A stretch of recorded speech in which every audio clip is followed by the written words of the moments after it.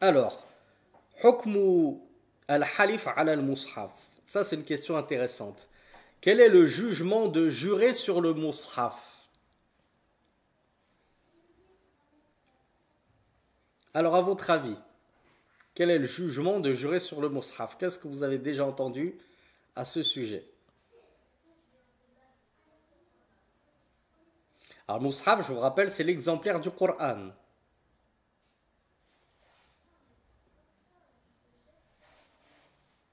Alors, Angel, il se rapproche de la bonne réponse. Nassim aussi. Alors oui, Ali Mohamed, c'est exactement ça. Ah oui, Abou Layyan, effectivement, si on le prononce comme ça, il n'y a pas de mal. Alors, la question, elle a été posée à Cheikh Ibn Uthaymin, rahmatullahi alayhi. Ici, il a tenu un propos, et moi j'ai déjà lu un propos légèrement différent du Cheikh. Ici, dans ce propos-là, on lui a posé la question, donc, si j'ai juré sur le mushaf, quel est le jugement de cela? D'ailleurs, on va lire la question en entier parce que il y a une bonne faïda à retenir de cette question. Donc, le questionneur a dit une personne a juré sur le mushaf en mentant. Donc, subhanallah, c'est quand même grave. Déjà, de mentir, c'est grave. Jurer en mentant, c'est encore plus grave. Et jurer sur le Coran en mentant, c'est encore triplement plus grave. Il a dit, mais il a fait ça durant son enfance, alors qu'il avait atteint seulement 15 ans.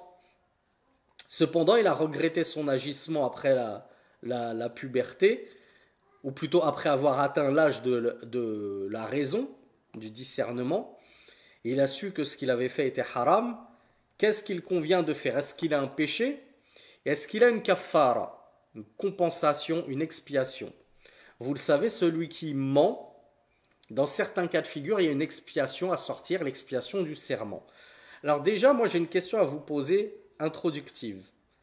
Et la question qui a posé la question, ah bravo Angel, il a tout de suite vu où je voulais en venir.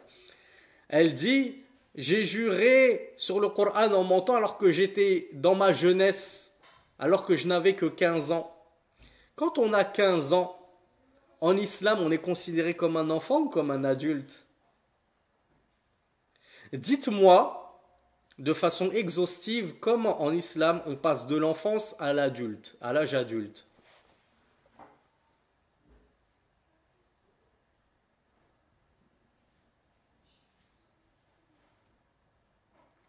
Alors Nassim me dit à la puberté, mais c'est quoi justement la puberté? Alors voilà, Kenza nous parle des menstrues pour les femmes. Premier élément de réponse, effectivement. Alors Yanis, il m'a apporté trois éléments. Il m'a parlé donc des menstrues pour les femmes. Il m'a parlé de l'éjaculation, effectivement. Je rappelle que l'éjaculation, ça concerne les hommes et les femmes. Et il a dit ou quand on a 15 ans.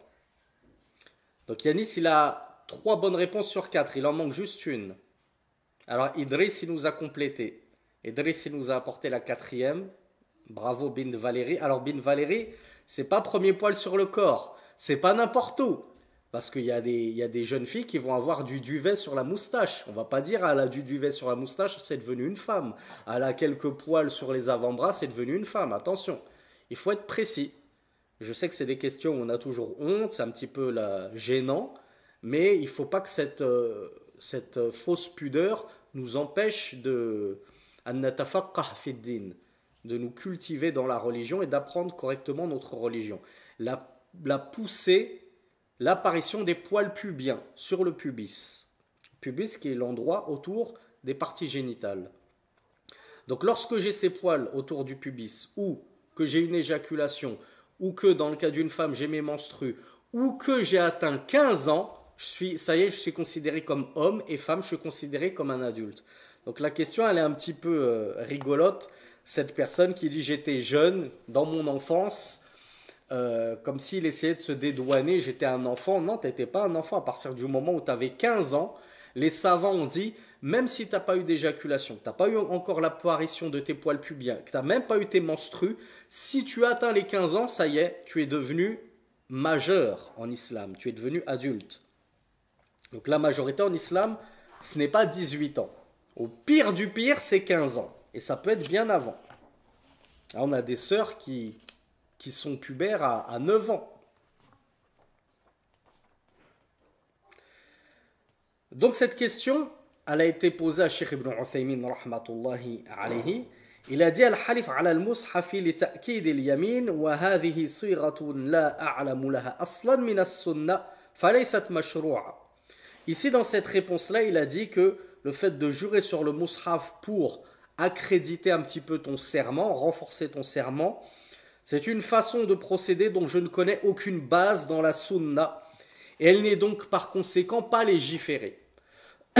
Ici, Cheikh Ibn Uthaymin, de but en blanc, il nous dit c'est pas légiféré de jurer sur Al-Mushaf.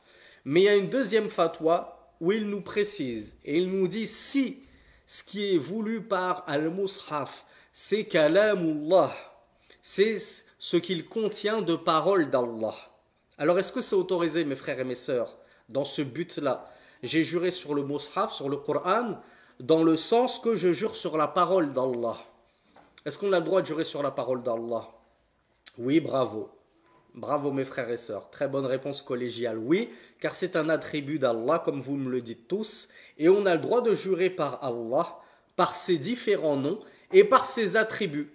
Je jure par la toute-puissance d'Allah. J'ai le droit.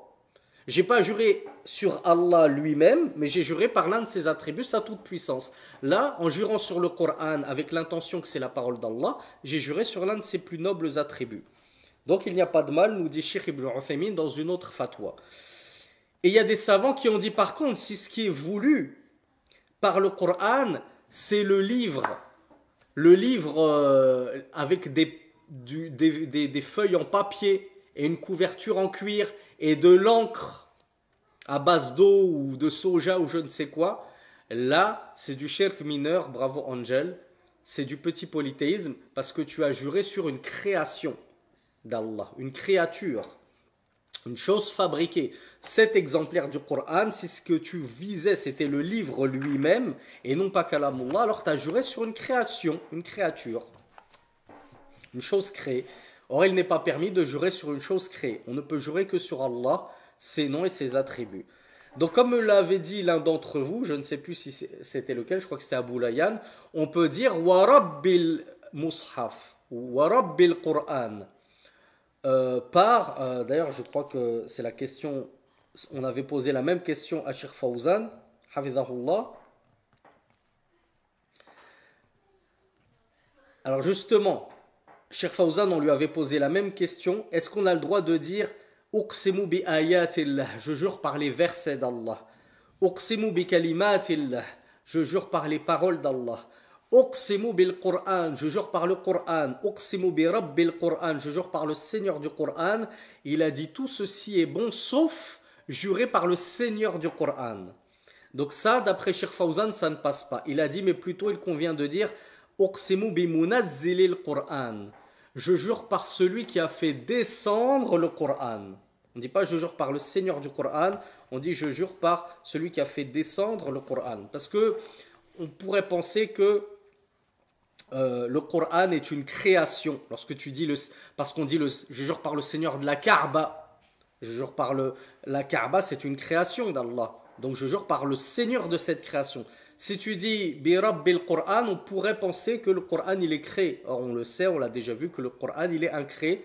Ce n'est pas une créature, c'est la parole d'Allah subhanahu wa ta'ala incréée. Donc on dit plutôt je jure par celui qui a fait descendre le Qur'an. Allah en l'occurrence. Qu'en est-il donc de cette parole que certains... Alors je ne sais pas si ça existe encore à votre époque. À mon époque, donc dans les années 80-90, c'était monnaie courante ce serment qu'on entendait tout le temps sur le Coran de la Mecque. Est-ce qu'il existe encore ce serment de vos jours? Est-ce qu'il y a encore des gens qui le disent? Ah oui, on me dit beaucoup malheureusement. Moi, ça fait très longtemps que j'ai quitté les cours d'école, donc j'ai pas trop l'occasion d'entendre ce genre de serment enfantin. Mais figurez-vous que j'ai quand même cherché la réponse à cette question en arabe. Jurer sur le Coran de la Mecque. J'ai cherché, donc j'ai tapé Hukmu al-Qasam wal-Iqsam bi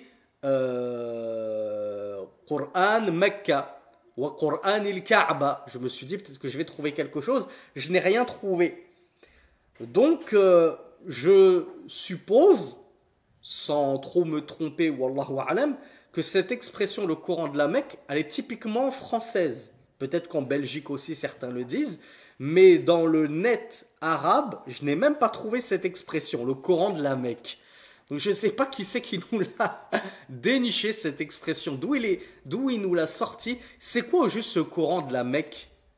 Il se trouve où ce Coran de la Mecque? Qu'est-ce qu'il a de particulier? Il est écrit au fil d'or, il est exposé tout en haut de la Kaaba, et c'est quoi au juste ce fameux Coran de la Mecque sur lequel certains jugent? J'ai jamais compris.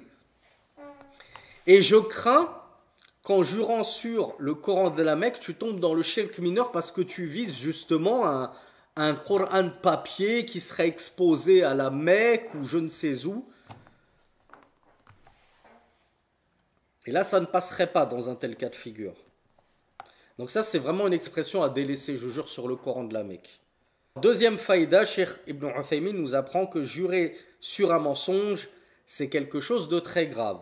On est tous d'accord, mentir, c'est un péché majeur en plus. Jurer sur un mensonge, c'est un double péché majeur, c'est très grave. Ismun azim, yajibu alayhi an yatuba ila Allah minhu.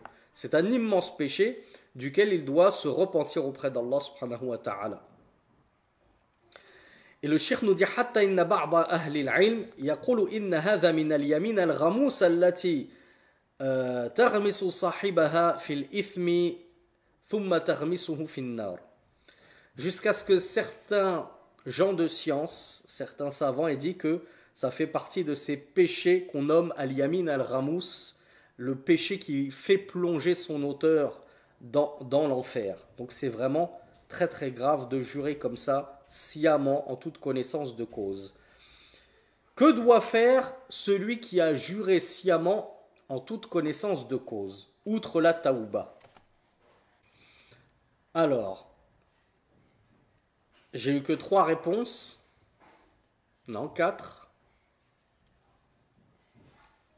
4 réponses et 4 mauvaises réponses. En réalité, c'est une question qu'il faut nuancer et détailler.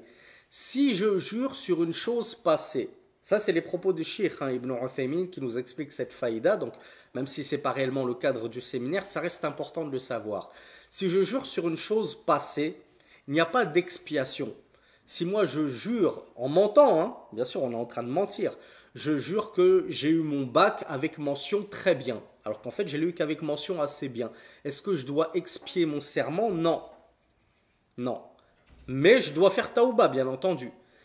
Cheikh Ibn Uthaymin nous dit l'expiation, c'est uniquement lorsque tu jures sur une chose future à venir.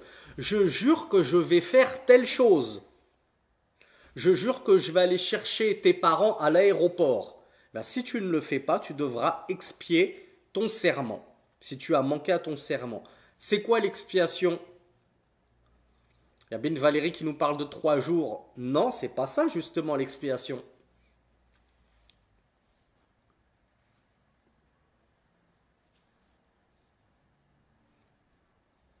Alors Nassim nous dit d'abord nourrir un pauvre. C'est toujours pas ça. Qui c'est qui a la réponse la plus totale, la plus complète, la plus juste?